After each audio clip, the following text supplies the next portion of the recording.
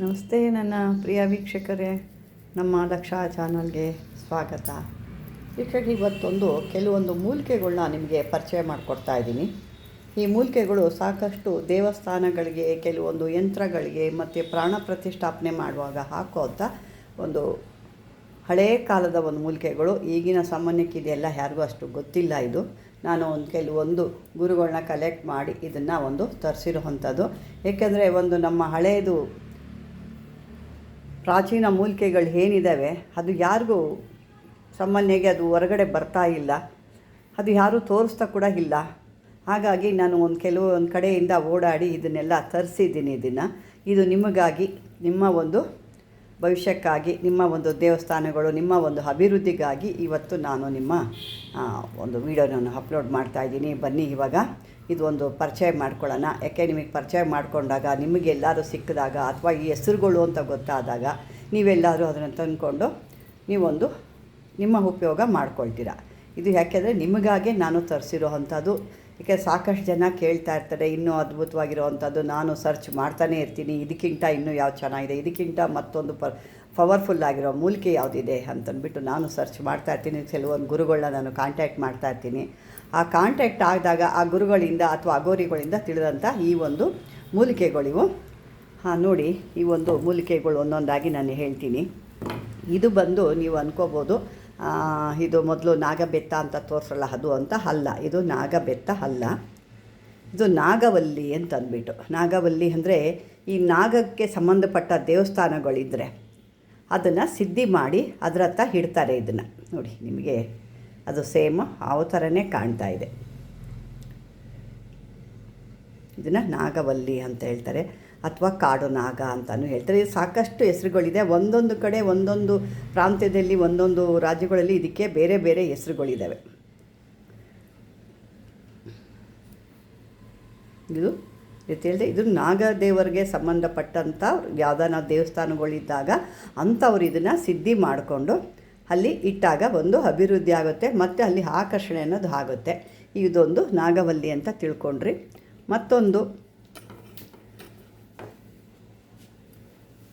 ನಿಮಗೆ ಇನ್ನೊಂದು ಕೂಡ ನಾನು ಯಾವುದಿದೆ ಏನು ಅಂತ ಡೀಟೇಲ್ಸಾಗಿ ನಿಮಗೆ ಪ್ರತಿಯೊಂದು ನಾನು ಚಿಕ್ಕದಾಗಿದ್ದರೂ ನಾನು ಪೂರ್ತಿಯಾಗಿ ನಿಮಗೆ ತೋರಿಸ್ತಾ ಇದ್ದೀನಿ. ನೋಡಿ, ಇದು ದೇವ್ರಿಗೆ ಪ್ರಶ್ನೆಗಳು ಕೇಳ್ತಾರೆ, ದೇವತಾ ಪ್ರಶ್ನೆಗಳು ಅಂತ ಕೇಳಿದಾಗ ಅದು ಬರೋ ಅಂಥದ್ದು. ಇದು ಪ್ರಶ್ನೆ ಮೂಲಿಕೆ ಅಂತಲೇ ಹೇಳ್ತಾರಂತೆ. ಇದಕ್ಕೆ ಪ್ರಶ್ನೆ ಮೂಲಿಕೆ. ಇದನ್ನು ಇಟ್ಟಾಗ ನೋಡಿ, ಇದು ಯಾವ ಥರ ಇದೆ ನೋಡಿ, ಇದು ಕೂಡ ಇದೇ ರೀತಿಲಿದೆ.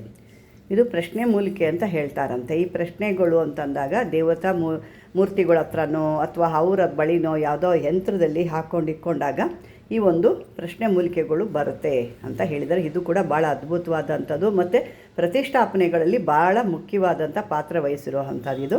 ಇದು ದೇವತೆಗಳ ಮೂಲಿಕೆಗಳು ಅಂತ ಹೇಳ್ತಾರೆ. ಇನ್ನೊಂದು ಬೇರೆ ಬೇರೆ ಹೆಸರಲ್ಲಿದೆ, ಅದು ನಿಮಗೂ ಗೊತ್ತಲ್ಲ, ನಮಗೂ ಗೊತ್ತಾಗಲ್ಲ, ಅದು ಬೇರೆ ಒಂದು ಹೆಸರು. ಇದು ನೋಡಿ, ಇದು ಕೂಡ ಮೂಲಿಕೆಗಳು. ಈ ದೇವಸ್ಥಾನಗಳಿಗೆ, ದೇವರುಗಳಲ್ಲಿ ಅಥವಾ ಯಂತ್ರ ಮಂತ್ರ ತಂತ್ರಗಳಲ್ಲಿ ಬಳಸೋ ಅಂಥ ಈ ಒಂದು ಮೂಲಿಕೆಗಳು. ನೋಡಿ, ನೀವು ಹೇಳ್ತಿದ್ರಲ್ಲ, ಇದು ಒಂದು ನಾಗಬೆತ್ತ ನೀವು ನೋಡಿದ್ರಲ್ಲ, ಆದರೆ ಇದು ನಾಗಬೆತ್ತ ಅಲ್ಲ, ಇದನ್ನು ನಾಗಭೂತಮು ಅಂತ ಕರೀತಾರಂತೆ. ಅಂದರೆ ಇದು ಆ ಕಡೆ ಹೇಳೋ ಅಂಥದ್ದು ನಾಗಭೂತಮು ಅಂತ ಹೇಳ್ತಾರಂತೆ. ಇದು ಕೂಡ ಒಂದು ಅದ್ಭುತವಾದಂಥ ಇದು.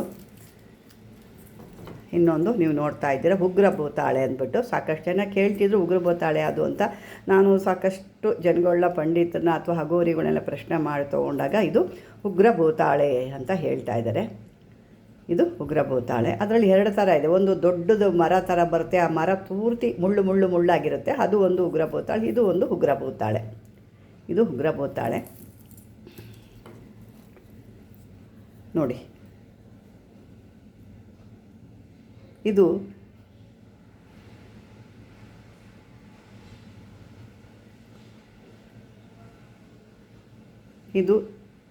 ದೇವರುಗಳಿಗೆ ಮತ್ತು ಭೂತ ಪ್ರೇತಗಳಿಗೆ ಬರೋ ಅಂಥದ್ದು. ಇದನ್ನು ದೆವ್ವದ ಮರಿಹುಗ್ರ ಭೂತಾಳೆ ಅಂತ ಹೇಳ್ತಾರಂತೆ. ದೆವ್ವಗಳ ಮರಿಹುಗ್ರ ಭೂತಾಳೆ ಅಂತ ಹೇಳ್ತಾರಂತೆ. ಇದನ್ನು ಈ ಒಂದಿದೆ. ಮತ್ತು ಅದೇ ರೀತಿ ನೋಡಿ, ಇದು ನಾಗಜಡೆ. ನಾಗಜಡೆ, ದೇವತೆಗಳಿಗೆ ಬರುವಂಥ ನಾಗಜಡೆ ಅಥವಾ ದೇವತಾ ಜಡೆ ಅಥವಾ ನಾಗಜಡೆ ಅಂತ ಇದಕ್ಕೆ ಸಾಕಷ್ಟು ಹೆಸರುಗಳಿದ್ದಾವೆ. ಇದನ್ನೆಲ್ಲ ಕೆಲವೊಂದು ಇದರಲ್ಲಿ ಹಾಕ್ತಾರೆ. ಮತ್ತು ಇದನ್ನು ಮೂಲಿಕೆಗಳನ್ನೆಲ್ಲ ಕುಟ್ಟಿ ಪುಡಿ ಮಾಡಿ ಇದನ್ನು ನೀವು ಸಾಂಬ್ರಾಣಿ ಅಂತ ಏನು ಧೂಪ ಹಾಕ್ತಿರಲ್ವ, ಅದನ್ನು ಹಾಕಿದಾಗಲೂ ಕೂಡ ಅಲ್ಲಿ ಇದ್ದಂಥ ನೆಗೆಟಿವ್ ದೇವಸ್ಥಾನಗಳಲ್ಲಿರ್ಬೋದು, ಮನೇಲಿರ್ಬೋದು, ಹಾಕಿದಾಗ ಕೂಡ ಅಲ್ಲಿ ಯಾವ್ದಾದ್ರು ದುಷ್ಟಶಕ್ತಿಗಳು ಸಂಚಾರ ಇದ್ದರೆ ಅವು ಕೂಡ ತೊಲಗೋಗುತ್ತೆ ಅಂತ ಹೇಳ್ತಾರೆ. ಇದೊಂದು ಅದ್ಭುತವಾದಂಥ ಒಂದು ಮೂಲಿಕೆ, ದೇವತಾ ಜಡೆ. ನೋಡಿ, ಇದು ಸೇಮ್ ಜಡೆ ಥರನೇ ಇದೆ. ನೋಡಿ ನೀವು ಒಂದೊಂದಾಗಿ ನೋಡಿ ಹತ್ತಿರದಲ್ಲೇ ನಿಮಗೆ ತೋರಿಸಿ ನೋಡಿ, ಜಡೆ ಹೆಣ್ದಂಗಿದೆ. ಮತ್ತು ಇದು ಒಂದು ಕುಚ್ಚು ಥರ ಇದೆ. ದೇವತಾ ಜಡೆ ಹೆಣದಾಗ ಹೇಗಿರುತ್ತೋ ಆ ರೀತಿ ಕುಚ್ಚು ಥರ ಇದೆ ನೋಡಿ. ಇದು ದೇವತಾ ಜಡೆ ಅಥವಾ ನಾಗ ಜಡೆ ಅಂತ ಇದಕ್ಕೆ ಸುಮಾರು ಹೆಸರುಗಳಿಂದ ಕರೀತಾರಂತೆ. ಇದು ದೇವತಾ ಜಡೆ ಅಂತಲೇ ನಾನು ಹೇಳ್ತಾ ಇದ್ದೀನಿ. ಸೇಮ್ ಜಡೆ ಇದ್ದಂಗೆ ಇದೆ ಇದು. ಇದನ್ನು ಸಾಕಷ್ಟು ದೇವತಾ ಪ್ರತಿಷ್ಠಾಪನೆಗಳಲ್ಲಿ ಅಥವಾ ಮೂಲಿಕೆಗಳಲ್ಲಿ ಮಿಕ್ಸ್ ಮಾಡಿ ದೇವತೆಗಳಿಗೆ ಹಾಕ್ತಾರೆ. ಅಥವಾ ಅದನ್ನು ಒಂದು ಸಣ್ಣದಾಗಿ ತೆಗೆದು ಅದನ್ನು ಧೂಪ ಹಾಕಬೇಕಾದ್ರೆ ಹಾಕ್ತಾ ಇದ್ದರೆ ಅದು ಕೂಡ ದೈವ ಆಕರ್ಷಣೆ ಆಗುತ್ತೆ ಅಂತ ಹೇಳ್ತಾರೆ. ಮನೆಗಳಲ್ಲಿ ಕೂಡ ಇದನ್ನು ಬಳಸ್ಬೋದು. ಮತ್ತು ಯಾವುದಾದ್ರು ಕಂಪನಿಗಳಲ್ಲಿ, ಫ್ಯಾಕ್ಟ್ರಿಗಳಲ್ಲಿ, ಅಂಗಡಿಗಳಲ್ಲಿ ವ್ಯಾಪಾರ ಆಗ್ತಾ ಇಲ್ಲ, ತೊಂದರೆಗಳಿದೆ, ನಾವೆಷ್ಟು ಬಂಡವಾಳ ಹಾಕ್ತಾಯಿದ್ವಿ ಅದಿಲ್ಲ ಅಂದಾಗ ಕೂಡ ಇದು ಒಂದು ಅದ್ಭುತವಾಗಿ ಕೆಲಸ ಮಾಡುತ್ತೆ. ಇದೊಂದು ಭಾಳ ಕೆಲಸ ಮಾಡುತ್ತೆ. ಅದೇ ರೀತಿ ಇದು ಕೂಡ ನೀವು ನೋಡಿದ್ದೀರಲ್ವ. ನೋಡಿ, ಈ ಬೇರುಗಳು ಕೂಡ ಆಕರ್ಷಣ ಬೇರುಗಳು. ಇವೆಲ್ಲ ದೇವತಾ ಆಕರ್ಷಣ ಬೇರುಗಳು ಅಂತಲೇ ಹೇಳ್ತಾರೆ ಇದಕ್ಕೆ. ಎಲ್ಲ ನೋಡಿದ್ದೀರಲ್ವ. ನೋಡಿ, ಇದು ಈ ರೀತಿ ಇರುತ್ತೆ. ಯಾಕೆ ನಿಮಗೆ ತೋರಿಸ್ಬೇಕಾಗಿತ್ತು ಅದಕ್ಕೆ. ಯಾಕೆಂದರೆ ನಮ್ಮ ವೀಕ್ಷಕರಿಗೆ ಕೆಲವೊಂದು ಮೂಲಿಕೆಗಳ ಬಗ್ಗೆ ಗೊತ್ತಿಲ್ಲ. ಈಗ ನಮಗೆ ಎಷ್ಟೋ ಕೂಡ ಗೊತ್ತಿಲ್ಲ, ನಾವೆಲ್ಲ ಗೊತ್ತಿದೆ ಅಂತಲ್ಲ, ನಮಗೂ ಕೂಡ ಎಷ್ಟೋ ಗೊತ್ತಿಲ್ಲದಿರೋ ಅಂಥ ವಿಷಯಗಳಿದ್ದಾವೆ. ಇದನ್ನು ನಾನು ಕೆಲವೊಂದು ಗುರುಗಳನ್ನ ಅಥವಾ ಕೆಲವೊಂದು ಅಘೋರಿಗಳನ್ನ ನಾವು ಭೇಟಿ ಆದಾಗ ಅವರು ಒಂದೊಂದಾಗಿ ನಮಗೆ ಈ ರೀತಿ ಇರುತ್ತೆ ಇಂಥದ್ದು. ಯಾಕೆಂದ್ರೆ ಇವಾಗ ಇದನ್ನು ಯಾರು ಬಳಸ್ತಾ ಇಲ್ಲ, ಅವರೇ ಹೇಳ್ತಾರೆ ಇದನ್ನು ಯಾರು ಬಳಸ್ತಾ ಇಲ್ಲ, ಅದಕ್ಕಾಗಿ ದೇವಸ್ಥಾನಗಳೆಲ್ಲ ಪಾಳು ಬಿದ್ದು ಹೋಗೋದು ಅಥವಾ ಯಾವುದೋ ಅಲ್ಲಿ ಶಕ್ತಿಗಳು ಇಲ್ದಿರೋ ಅಂಥದ್ದು ಇದೆಲ್ಲ ನಡೀತಿರೋದು. ಹಾಗಾಗಿನೇ ಇದು ಕೂಡ ಒಂದು ನಾಗದೇವತೆ ಪ್ರತಿಷ್ಠಾಪನೆಗಳಿಗೆ ಅಥವಾ ನಾಗದೇವತೆ ಇರೋವಂಥ ಜಾಗದಲ್ಲಿ ಇಟ್ಟಾಗ ಇದು ಬಹಳ ಅದ್ಭುತವಾಗಿ ಕೆಲಸ ಮಾಡುತ್ತಂತೆ. ಯಾಕೆ ನಮಗೆ ಗೊತ್ತಿದ್ದು ಒಂದು ದೇವತೆಗಳಷ್ಟು ಮಾತ್ರ ಇಕ್ತೀವಿ, ಮನೇಲಿ ಇಡ್ಬೋದು, ಪೂಜೆ ಮಾಡಿ ಅಂತ ಹೇಳ್ತಿದ್ವಿ. ಇದನ್ನು ನೀವು ಸಿದ್ಧಿ ಮಾಡ್ಕೋಬೋದು. ಸಿದ್ಧಿ ಮಾಡಿಕೊಂಡು ಯಾವುದೇ ಒಂದು ಮಂತ್ರಶಕ್ತಿಯಿಂದ ಇದನ್ನು ಸಿದ್ಧಿ ಮಾಡಿ ಯಾರಿಗಾದರೂ ಮಾಟ ಮಂತ್ರ ತಂತ್ರ ಅಥವಾ ದೆವ್ವ ಭೂತ ಪೀಡೆ ಪಿಶಾಚಿಗಳು ಏನಾದ್ರು ಇತ್ತು ಅಂದಾಗ ಅದನ್ನು ತಲೆ ಮೇಲೆ ಇಟ್ಟಾಗ ಅವ್ರಿಗೆ ಆ ಒಂದು ಏನಿರುತ್ತೆ ಅದೆಲ್ಲ ಬಿಟ್ಟು ಹೋಗುತ್ತೆ ಅಂತ ಕೂಡ ಇದ್ರ ಬಗ್ಗೆ ಸಾಕಷ್ಟು ಇದ್ರ ಬಗ್ಗೆ ಇದೆ. ಇದೆಷ್ಟೋ ಇತಿಹಾಸಗಳ ಉಳ್ಳ ಅಂಥ ಒಂದು ಬೇರು ಇದು ಅಂತ ಹೇಳ್ತಾರೆ. ನಮಗೆ ಎಷ್ಟೋ ಸ್ವಲ್ಪ ಗೊತ್ತಿರೋದ್ರಿಂದ ಅವರು ಎಷ್ಟು ಯಾವಾಗ ನಮ್ಗೆ ವಿಷಯ ಸಿಗುತ್ತೋ ಆವಾಗ ಕೂಡ ನಾವು ನಿಮಗೆ ಈ ವಿಷಯಗಳನ್ನ ತಲುಪಿಸೋ ಅಂಥ ಪ್ರಯತ್ನ ಮಾಡ್ತಾಯಿದ್ದೀವಿ. ಇದೆಲ್ಲ ನೋಡ್ದಿರೋ ಅಂಥದ್ದು. ನೋಡಿ, ಇದೆಲ್ಲ ನಾವು ಕೂಡ ನೋಡ್ದಿರೋ ಅಂಥದ್ದು. ಈ ಒಂದು ನೋಡಿ, ಇದು ಕೂಡ ಜಡೆ ರೀತಿ ಹೆಣ್ಕೊಂಡು ಹೋಗುತ್ತೆ. ಇದು ಒಂದು ಭಾಳ ಅದ್ಭುತವಾದಂಥ ಒಂದು ಈ ಬೇರು ಒಂಥರ ಭಾಳ ಸುವಾಸನೆಯಾಗಿರುತ್ತೆ ಇದು. ಮತ್ತು ಇದು ನೋಡಿ, ಇದು ನೀವು ಮೊದಲೇ ನೋಡಿದ್ದೀರಲ್ವ, ಇದು ಕೂಡ ಭಾಳ ಅದ್ಭುತವಾಗಿರುವಂಥದ್ದು ಬಳ್ಳಿ. ಇದನ್ನು ಸಂಜೀವಿನಿ ಬೇರು ಅಂತ ಕೂಡ ಹೇಳ್ತಾರೆ. ಇದಕ್ಕೆ ಸಂಜೀವಿನಿ ಬೇರು ಅಂತ ಕೂಡ ಹೇಳ್ತಾರೆ. ಇದನ್ನು ಸಾಕಷ್ಟು ವಿಷಯ ಇದೆ. ಇದನ್ನು ಗೊತ್ತಿರೋರಿಗೆ ಮಾತ್ರ ಇದರ ಅನುಭವ ಅಥವಾ ಯಾರಾದರೂ ಇದ್ದರೆ ಅಂಥ ಒಂದು ಇವರಿದ್ದರೆ ಅಂಥವ್ರಿಗೆ ಇದ್ರ ಬಗ್ಗೆ ಗೊತ್ತಿರುತ್ತೆ. ಪಾಪ ಗೊತ್ತಿಲ್ಲದಿರೋರಿಗೆ ಹೇಳಿದಾಗ ಅದ್ರ ಬಗ್ಗೆ ನಿಮಗೂ ಸಾಕಷ್ಟು ಅಷ್ಟು ಅನುಭವ ಆಗಿರಲ್ಲ. ನೋಡಿ, ಇದೆಲ್ಲ ನಾಗ ದೇವತೆಗಳಿಗೆ ಸಂಬಂಧಪಟ್ಟಂಥದ್ದು. ಮನೆಗಳಲ್ಲಿ ಇಡ್ಬೋದು. ಯಾವುದಾದ್ರು ಕೆಲವರುಗಳಲ್ಲಂತೂ ಹೊಲಗಳ ಹತ್ರ ಮನೆಗಳಂತ ಸಾಕಷ್ಟು ಈ ಹಾವುಗಳು ಕಾಣಿಸ್ಕೊಂಡು ಭಾಳನೇ ತೊಂದರೆ ಅಂತ ಹೇಳ್ತಾರೆ. ಅಂಥದ್ದಲ್ಲಿ ಇದನ್ನು ಪೂಜೆ ಮಾಡಿ ಮನೆ ಬಾಗಿಲಲ್ಲೂ ಅಥವಾ ಮನೆಯಲ್ಲಿ ಒಳಗಡೆನೂ ಪೂಜೆ ಮಾಡಿದಾಗ ಅವುಗಳು ಕಾಟ ಇರಲ್ಲ ಅಂತ ಹೇಳ್ತಾರೆ. ಮತ್ತು ಇದನ್ನು ತೇದ್ಬಿಟ್ಟು ದೇಹದಲ್ಲಿ ಯಾವುದಾದ್ರೂ ಒಂದು ಕಾಯಿಲೆ ರೋಗ ಅಂತ ಇದ್ದಾಗ ತೇದ್ಬಿಟ್ಟು ಅದರಲ್ಲಿ ಬರೋ ಅಂಥ ಗಂಧ ಕೂಡ ಯಾರು ಈ ಮುಖದಲ್ಲಿ ಕೈ ಕಾಲುಗಳಲ್ಲಿ ಅಥವಾ ಒಂದು ಚರ್ಮ ಕಾಯಿಲೆ ಅಂತ ಅದು ಏನಾದ್ರು ಇದ್ದಾಗ ಕೂಡ ಇದನ್ನು ಕೂಡ ಅದನ್ನು ತೇದಿ ಅದನ್ನು ದೇಹಕ್ಕೆ ಹಚ್ಚಾಗ ಅದು ಎಲ್ಲ ಹೋಗುತ್ತೆ ಅಂತ ಹೇಳ್ತಾರೆ. ನೋಡಿ, ಇದೊಂದು ಎಲ್ಲ ಅದ್ಭುತವಾದಂಥದ್ದು. ನೋಡ್ತಾ ಇದ್ದೀರಲ್ವ ಇವೆಲ್ಲ. ಇದು ಎಲ್ಲ ಮೇನ್ ಡೋರು ಕಟ್ತಾರೆ ಅಂತ. ಇದನ್ನೆಲ್ಲ ಮೇನ್ ಡೋರು ಕೂಡ ಕಟ್ತಾರೆ. ಇದು ಏನೋ ದೆವ್ವದ ಒಂದು ಗಿಡ ಅಂತ ಹೇಳ್ತಾ ಇದ್ರು ಇರೋದನ್ನು.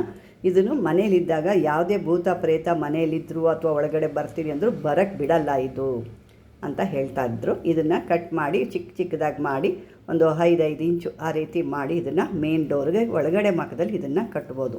ಇವೆಲ್ಲ ಸಾಕಷ್ಟು ಇದು ಕೂಡ ಅಷ್ಟೇ, ಇದು ಕೂಡ ಡೋರಿಗೆ ಮೇನ್ ಡೋರಿಗೆ ಕಟ್ಬೋದು. ಇದು ಮತ್ತು ಹೇರ್ ಸಿಂಗಿ ಅಂತ ಹೇಳ್ತಾ ಇದ್ದೆ, ಹೇರ್ ಸಿಂಗಿ, ನಾಗಬೆತ್ತ ಇವನ್ನೆಲ್ಲ ನೀವು ಭೂತಾಳೆ ಇವನ್ನೆಲ್ಲ ಒಂದು ಕಟ್ ಥರ ಮಾಡಿ ಅರಿಶಿನ ಕುಂಕುಮ ಎಲ್ಲ ಹಚ್ಚಿ ಅವಕ್ಕೆ ನೀವು ಒಂದು ಮೇನ್ ಡೋರಿಗೆ ಹಚ್ಚಿದಾಗ ಎಷ್ಟೋ ಒಂದು ನಿಮ್ಮ ಮನೇಲಿ ಒಂದು ವೈಬ್ರೇಷನ್ ಶುರುವಾಗುತ್ತೆ ಮತ್ತು ಆ ಒಂದು ಏನೇ ಇದ್ದರೂ ತೊಲಗಿ ಹೋಗುತ್ತೆ ನಿಮಗೆ.